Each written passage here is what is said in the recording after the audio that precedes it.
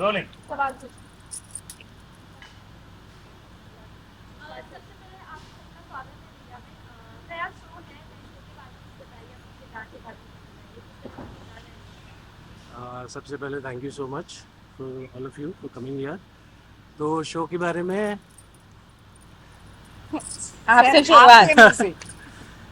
तो ये शो माटी से बंधी डोर, जैसे कि नाम ही सजेस्ट कर रहा है, माटी जो बेसिकली लैंड है, हमारे पाटन विलेज की जो लैंड है, उससे हम सबकी डोर जुड़ी है, उससे हम सबके रिश्ते जुड़े हैं। बट जो रिश्तों के डायमेंशंस हैं वो कैसे चेंज होते हैं, वो कैसे ऊपर नीचे जाते हैं, ये स्टोरी बेसिकली उस बारे में। और जो कैरेक्टर मैं प्ले कर रहा हूँ, रणविजय, लोग इसे प्यार से राणा बोलते हैं। Rana is actually very out going, he is a chaser. जो चीज़ उसे चाहिए उसके पीछे भागता है, और जो चाहिए वही चाहिए, उसके अलावा कुछ नहीं चाहिए।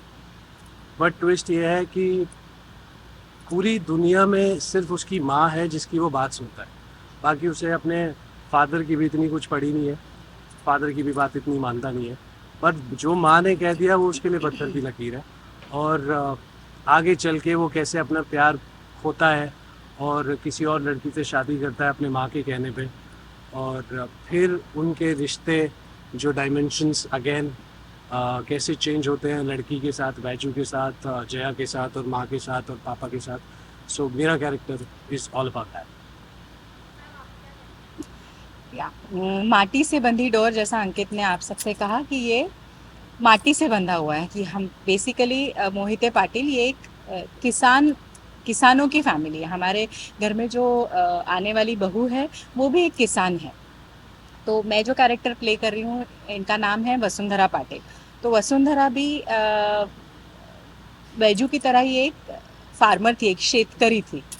तो हालांकि हमारा बेटा जो है रणविजय अभी शहर में सीख रहा है, वहाँ पढ़ रहा है, लेकिन उसकी डोर माटी से कैसी बंधी है ये आगे जाके शो में हमें पता चलता है, जब वो हमारे साथ आएगा। और आगे जैसे जैसे स्टोरी एक एक एपिसोड होगा आपको पता चलेगा। दूसरी बात ये है कि माटी से बंधी डोर का मुझे सबसे बड़ा एक ख़ास बात ऐसी लगती है कि सारे कलाकार, जितनी हमारी टीम है वो बहुत बढ़िया टीम है। सारे कैरेक्टर्स एक से एक है। आपको हर एक कैरेक्टर को देखने के बाद ये पता चल लगेगा कि यस, रणविजय ऐसा ही होना चाहिए था, वैजू ऐसी ही होनी चाहिए थी। मेरे हस्बैंड का जो काम कर रहे हैं राज प्रेमी जी, सारे कलाकार, समिधा, अभय, गौरव, मुकेश, एक बहुत अच्छी कास्ट है और एक बहुत अच्छा शो आपके सामने हम लोग बहुत अच्छी भावना लेकर आ रहे हैं। तो I am very sure that you all are going to love it. मेरे कैरेक्टर का नाम है वैजयंती कदम, जो पश्चिम महाराष्ट्र से बिलोंग करती है और सब उसे प्यार से वैजू कहते हैं। जो खुद एक किसान है, खेत में हल चलाती है, बाकी खेत के काम करती है, घर संभालती है। उनके फादर नहीं है तो वो घर की अर्नर है, तो उसके कंधे पे जिम्मेदारी है, तो वो सब संभालती है। और थोड़ी सी दबंग दबंग है, थोड़ी सी मर्द बनने की कोशिश करती है क्योंकि उसके घर में कोई मर्द नहीं है। तो उसके स्वभाव में थोड़ा सा वो है, बट वो दिल की अच्छी है, दिल की साफ है और मिट्टी से बहुत प्यार करती है। और उसका एक बैल है जिसका नाम है राजा, उस पर जान छिड़कती है। और आगे आगे देखते हैं कि उसका जीवन साथी उसे मिलता है कि नहीं, वो जैसी है अपनाता है कि नहीं। वो तो बोल के दिखाओ एक बार, ले भारी। लयबारी। उनको सब बताओ। और पश्चिम महाराष्ट्र से वैजू बिलोंग करती है और मैं खुद महाराष्ट्रियन हूँ, तो ऐसा मराठी तड़का बीच बीच में हम देते रहते हैं। तो जैसे प्रोमो में देखा है आप सबने कि लय भारी, तर आमची सिरियल पण लय भारी आहे. आपने कुछ मराठी सीख रहा हूँ बीच बीच में, जैसे ले भारी सीखा, मेलिया सीखा, मेल्या, काय रे मेल्या। सो जो तो कोशिश कर रहा हूँ बीच बीच में थोड़ा कुछ मराठी यूज़ करूँ। बाकी हमारी टीम बहुत अच्छी है, को एक्टर्स बहुत अच्छे हैं, बहुत हेल्प करते हैं। मोस्टली हमारी cast and crew mostly from Maharashtra, Marathi background से है, तो हमारे काफ़ी हेल्प हो डायरेक्टर जाती खुद है, ही इज अ महाराष्ट्रियन, तो काफ़ी हेल्प हो जाती है। तो यस। हमने प्रोमो में देखा कि आप कहीं से आ रहे हो पर आप देखते हो उनको वो माटी से जो है जुड़ी हुई होती है बट आप उनको देख के भाग जाते हो तो एग्जैक्टली क्या स्टोरी लाइन होने वाली है लव एंड हेट रिलेशनशिप है क्या है देखो एक्चुअली जो वो दिखाया है उसमें इट्स अ प्रोमो ना, तो थोड़ा सा ट्विस्ट डालना पड़ता है, बट वो क्यों भागेगा वो आपको एपिसोड देख के पता चलेगा। जैसे कि मैंने बोला था कि शहर में कोई है, फिर माँ के कहने पे कहीं और उसकी शादी हो जाती है, तो वो भी एक वो आई थिंक वो एक रीज़न है। करेक्ट। यहाँ पे आपको कुछ सवाल है यहाँ प्रोमो में मैंने देखा कि आप लोगों का पार्टनर ढूंढना है दोनों तो रियल लाइफ में पार्टनर कैसा होना चाहिए आप लोगों और कब तक देखने को मिल सकता है क्या देखो मैं एक चीज़ हमेशा बोलता हूँ कि लिस्ट लेके कभी पार्टनर नहीं ढूंढते, लिस्ट लेके सिर्फ सामान बाज़ार से सामान खरीदा जाता है। लाइफ के पार्टनर में जो सबसे इम्पोर्टेंट चीज़ है इज़ कि आपकी वाइब उनके साथ कैसी है। Are you being able to your self with your partner, that is the biggest quality. अगर आपके साथ ये है तो फिर आई थिंक आपने कितनी भी चेकलिस्ट बनाई हो वो धरी की धरी रह जाएगी। और यही एक चीज़ आपको एक लॉन्ग टर्म रिलेशन, जो लाइफ लॉन्ग हम बोलते हैं हमारे हिंदू कल्चर में कि शादी लाइफ लॉन्ग होती है, तो यही एक चीज़ है जो उसे लाइफ लॉन्ग बनाती है। सेम कि वो अच्छा इंसान होना चाहिए, दिल का साफ होना चाहिए, बाकी सब तो कम ज्यादा सब में होता है तो वो एडजस्ट कर लेंगे। अंकित आपसे पूछना चाहेंगे, मैंने कम सोचा तो be it theatre, be it film, be it Marathi serial, उन्होंने अपने नाम का लोहा मनवा दिया है। और क्योंकि इस शो का जो कंसेप्ट है वो मराठी बेस्ड कंसेप्ट है, इतना ज़्यादा डोमिनेंस होता है वो दूसरा का वहाँ पर जब वो आपसे कोई सीन करवाना होता है तो ऐसे नहीं ऐसे कर दिया करो। देखो बहुत सच अच्छी, सच बोलना। मैं सच सच बोल रहा हूँ, बहुत बहुत अच्छी एक्ट्रेस है और इनका नेशनल अवार्ड भी अभी अभी अनाउंस हुआ है। कब आ रहा है वैसे? मिलेगा मिलेगा। तो नेशनल अवार्ड भी। सो बेसिकली मैं एक स्टोरी आपको बताता हूँ। जब मैं पहली बार रीडिंग पे आया तो मुझे लगा कि मुझे आता है काम, मैंने किया है थोड़ा बहुत काम तो मुझे आता है। तो मैं आया, फिर मैं अपने डायरेक्टर से मिला, तो पता चला कि उन्हें भी नेशनल अवार्ड मिला हुआ है। तो मैंने बोला अच्छा चलो ये तो बहुत अच्छी बात है, डायरेक्टर को नेशनल अवार्ड मिला है तो हमारा मोरल ही बूस्ट होगा, बहुत अच्छा है, अच्छे से काम होगा। फिर ये आई, इनसे थोड़ी सी बात हुई, फिर पता चला इनका भी नेशनल अवार्ड अनाउंस हुआ है। तो फिर मुझे लगा यार इधर तो सीखने को अभी बहुत कुछ पड़ा है और मैं सीखते रहता हूँ। डायरेक्टर को मिल गया, हीरोइन को मिल गया, तो अब अगला चांस शायद। आपका क्या कहना है अगर मैं कहूँ कि ये आपका हिंदी टीवी डेब्यू है, कितनी फिटर्निटी अलग है, वहाँ का शूटिंग शेड्यूल, यहाँ का शूटिंग शेड्यूल, और टीवी के बहुत बड़े दिग्गज स्टार के साथ आप काम कर रहे हो, तो स्टार जब आते हैं तो उनके आगे पीछे कितने लोग आते हैं और क्या वो हाथ में कॉफी मग लेकर आते हैं या नहीं? नहीं, वो बहुत ही सिंपल है और ऐसा उनके पर्सनालिटी में स्टार क्वालिटी है, पर वो जो उनका अंतराज है ऐसे लेके घूमते नहीं है, वो वाइब नहीं देते, तो कुछ इतने ही अंतराज हम्बल नहीं है है। मेरे पास। मैं तो नहीं लेके घूमे, वही बोल रही हूँ ना कि ये बहुत ही हम्बल है, ऐसे मस्त सबसे बात करते हैं और सीन करते वक्त भी ऐसे डोमिनेट नहीं करते कि मैंने बहुत किया हुआ है कि ये सब। और मैं मराठी में काम कर चुकी हूँ तो टेक्निकली सब नॉलेज है, बट वो मेरा कंफर्ट जोन था, यहाँ मैं कंफर्ट जोन से थोड़ा सा बाहर काम कर रही हूँ तो थोड़ा डर तो होता है। सो वो बीट करके काम करने की कोशिश कर रही हूँ। Thank you. तो अंकित आपसे जानना चाहेंगे, जैसे आपने बोला कि आपने मराठी भी सीख रहे हैं, थोड़ा आपकी बॉडी में भी थोड़ा चेंजेस आया है, आप वेट लॉस किया आपने बहुत ज़्यादा, कैसे किया, कितना किया ये भी बताइए। मैंने कुछ I think around 7 kgs lose किया है। उसका एक रीज़न ये भी था because we are starting from college, तो थोड़ा सा कॉलेज गोइंग दिखना ज़रूरी है, तो उसके लिए।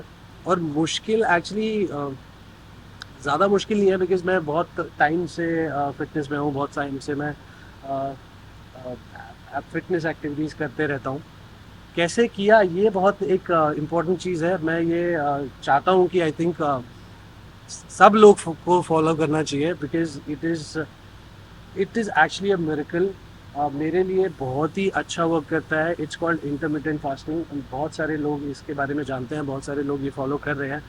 बट ये जो इंटरमिटेंट फास्टिंग है, अगर आप देखोगे तो हमारे एंसेस्टर्स बहुत टाइम से, बहुत पहले से ये कर रहे थे।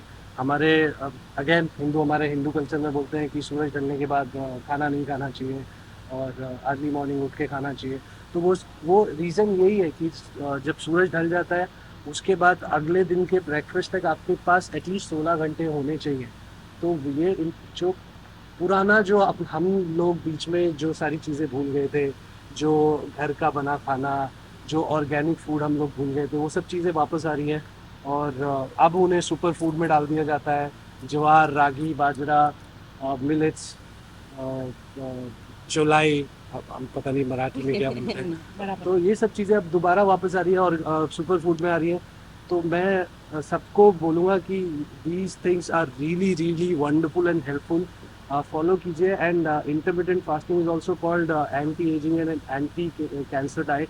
तो आपकी हेल्थ के लिए भी बहुत अच्छा है, नॉट जस्ट फिटनेस। चलिए last year message to the fans, to the viewers. और क्या चैलेंजेस फेस किया आप लोगों ने आपके कैरेक्टर के लिए?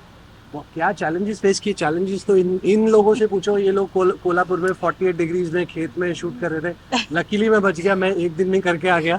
मैंने सबसे बड़ा चैलेंज फेस किया कि मुझे जब हमने सीरियल चालू करने वाले थे उससे पहले मुझे एक सवाल पूछा गया, मैम आप ट्रैक्टर चलाते हो क्या? मैंने बोला था यार यूजुअली तो लोगों के पास घर पे ट्रैक्टर होता नहीं, मेरे पास गाड़ी है, गेयर वाली गाड़ी चला लेती हूँ। और ये ठीक है। और जिस दिन फर्स्ट टाइम सच में ट्रैक्टर मुझे चलाना पड़ा तो मुझे बहुत दिक्कत हुई। हमने यहीं पे शूट किया और वो उसके जो बाकी के सीन्स थे वो हमने ओरिजिनल खेत में शूट किए। तो जिस दिन वो हम लोग ट्रैक्टर वाला सीन शूट कर रहे थे तो यहाँ का ट्रैक्टर ना थोड़ा लेटेस्ट मॉडल था, तो उसमें काफ़ी स्पेस थी। मैं थोड़ा एक 15 मिनट में मैंने सीख लिया उसको। लेकिन वहाँ जाके कोल्हापुर में जब हम शूट करने का टाइम आया तो एक बहुत पुराना मॉडल ट्रैक्टर आया था जिसमें बिल्कुल भी स्पेस नहीं थी। ऊपर से मैंने साड़ी पहनी हुई है, उसका गेयर बीच में है और उस सिर्फ ट्रैक्टर नहीं था, उसके पीछे एक बड़ी सी ट्रॉली लगी हुई थी जिसमें 50-50 किलो के बहुत सारे बोरे थे। तो वो ट्रैक्टर चलाना मेरे लिए एक बहुत बड़ा चैलेंज रहा और इस बहाने मैंने ट्रैक्टर चलाना सीखा। अभी मैं इतना अच्छे से ट्रैक्टर चलाती हूँ, मैं रिवर्स ले लेती हूँ आगे कहीं कैसे भी एकदम बढ़िया ट्रैक्टर चलाना सीख गई। तो अभी आप गाड़ी बेच के ट्रैक्टर चाहे ले लूँ। मैम मैम आप बताइए कि आपका भी जो रोल है या मदर इंडिया से, मतलब आपने जो प्रोमो में देखा, उसके अगर आप कुछ बताना चाहेंगे, आप किसान में आपने कितना किया आपने फार्मिंग? बाप रे, ये थैंक यू इतना बड़ा कॉम्प्लीमेंट देने के लिए। डिफिकल्टीज तो ये आई कि तपती धूप में नंगे पैर हल चलाना था, बाद में बैल के साथ सीन्स देने थे, उसका मूड है नहीं है वो सींग मार दे वॉटेवर, पर उसके साथ सीन्स करने थे। या फिर जो खेत के काम है वो तपती धूप में कोल्हापुर में शूट करने थे, तो उसमें थोड़ी सी दिक्कत हुई। पर वही जो कैरेक्टर ही ऐसा है, वो किसान है, तो अगर मुझे उसे ऑनेस्टी से परफॉर्म करना है तो ऋतुजा बागवे को भी वो सब करना होगा ऑनेस्टी से। तो मैंने कोशिश की है, देखते हैं आपको पसंद आता है कि नहीं। आपका शो किसानों के मुद्दे को कितना दिखा पाएगा? मतलब बीच बीच में कुछ ना कुछ मुद्दे है उसमें और होने भी चाहिए, और वो खेत में काम करते हुए भी दिखेगी। So yes. अंकित आप बताइए, हर शो कोई ना कोई मैसेज देने की जरूर कोशिश करता है और बहुत सारे शोज ऐसे हैं जो बड़े बड़े मैसेजेस दे भी जाते हैं और लार्जर देन लाइफ शो करते हैं। ये शो क्या मैसेज देने वाला है? ये शो एक्चुअली जो आई थिंक बहुत सारे लोग नहीं जानते हैं कि किसानों की लाइफ कैसी होती है एक्चुअल में। और स्पेशली जो छोटे किसान होते हैं, जो छोटे गांव के किसान होते हैं, उनके पास तक कितनी सुविधाएं पहुंचती हैं, उनके पास लेटेस्ट टेक्नोलॉजीज़ होती हैं नहीं होती है, उनको फार्मिंग, ऑर्गेनिक फार्मिंग, इन सब चीज़ों के बारे में कितना ज्ञान दिया गया है या नहीं दिया गया है। तो किसान की लाइफ कैसी होती है, ये शो उस चीज़ पे फोकस करेगा। और लोगों को कितनी एक बेसिकली आपकी प्लेट तक खाना पहुंचने में वो खाना किन चीज़ों से गुजरता है और जो उस खाने को उगाता है वो अपनी पर्सनल लाइफ में कितना खुश है या कितना दुखी है, ये शो उस चीज़ पे फोकस करेगा। आपने कुछ सीखा फार्मिंग को, क्या की प्रोमो देखा तो कुछ सीखा आपने कैसे बीच बोझना होता था? जी या जी, कुछ ये अगर सारी आप बता चीजें पाएं तो हमने की। महाराष्ट्र की सबसे बड़ी प्रॉब्लम किसानों की बहुत सारी प्रॉब्लम होती है, तो कुछ आपने किया है वहाँ पे? जी, काम करते वक्त तो जो जो टेक्निकली परफेक्ट करना था वो तो चीज़ें सीखी, पर काम करते वक्त धूप में ना हमेशा मुझे यही लगता था कि यार किसान कितनी मेहनत करते हैं। वैसे तो मैं कभी भी फूड वेस्ट नहीं करती, पर अभी इसे एक दाना भी वेस्ट नहीं करूंगी। Thank you so much. Thank you. Thank you. Thank you. Thank you Best so of much. luck. Thank you. Thank you. Thank you.